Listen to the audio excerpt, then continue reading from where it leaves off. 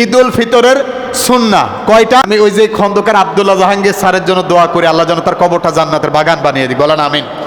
তো উনি বলছেন যে এদেশের মানুষ ইসলামকে যতটা ভালোবাসে তার 50% যদি বুঝতো ইসলামকে, তাহলে এই দেশে ইসলামী সমাজ কায়েম হয়ে যেত। মানে ইসলামকে এরা বোঝে কম। আল্লাহ যেন আমাদেরকে বোঝার তৌফিক দান করে, বলেন আমিন। তো যে কথা বলছিলাম, ঈদ উল ফিতরের সুন্নাহ কয়টা খেয়াল করেন। ঈদের দিন কি কি করব? 1 নাম্বার, সকাল সকালে উঠবো, এরপরে গোসল করে পবিত্রতা অর্জন করব। সুবহানাল্লাহ বলেন। গোসলের আগে অবশ্যই অজু করে নেব। আপনি ঝর্ণাতে হোক আর যেখানে হোক অজু করবেন, তারপরে গোসল করেন, আল্লাহ যেন কবুল করে, বলেন আমিন। 2 নাম্বার, সুন্দর ও উত্তম পোশাক পরা। নতুন পোশাক এটা কিন্তু হাদিস না, সুন্দর ও উত্তম পোশাক পরা। যদি সামর্থ্য থাকে নতুন কিনলেন, সেটা আপনার ইচ্ছা। এরপরে 3 নাম্বার, ঈদ উল ফিতরে খাওয়া আর কোরবানি ঈদে না খাওয়া। ঈদ উল ফিতর মানেই হলো নাস্তার ঈদ, ফিতরার ঈদ, আনন্দের ঈদ। সুবহানাল্লাহ বলেন।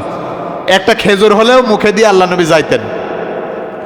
এরপরে ঈদ উল আজহা যেটা কোরবানির ঈদ, তখন তিনি খাইতেন না, খুব সকালে। আমাদের এইটা সমস্যা হয় না, ঈদ উল ফিতরে তাড়াতাড়ি পড়ি, আর ঈদ উল আজহা যখন দরকার তাড়াতাড়ি, তখন আবার দেরি হয়ে যায়। এটা অনেক জায়গায় হয়ে যায় আর কি। তো আমরা ইনশাল্লাহ ঈদ উল আজহাতে তাড়াতাড়ি জামাত করব। আর ঈদ উল ফিতরে 10 মিনিট পরেও যদি হয়, তাও কোনো সমস্যা আছে নাকি? নাই।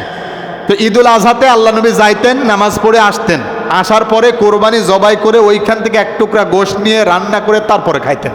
সুবহানাল্লাহ বলেন। আর আমাদের তো খাইতে খাইতে না খাইয়ে মরে যাওয়ার মতো হয়ে যাবে, এমন দেরি হয় আমাদের। যাই হোক, আল্লাহ যেন সুন্নাত আদায় করে তৌফিক দান করে, বলেন আমিন। এরপরে যেতে যেতে ওইখানে ঈদের জায়গায় যাওয়ার সময় তাকবীর বলতে বলতে হবে।